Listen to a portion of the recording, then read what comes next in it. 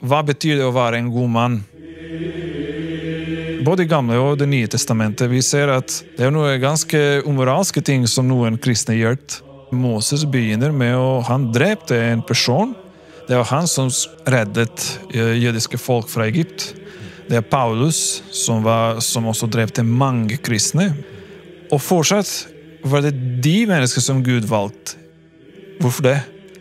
Fordi Gud ikke avhengig av vår menneskelige moral.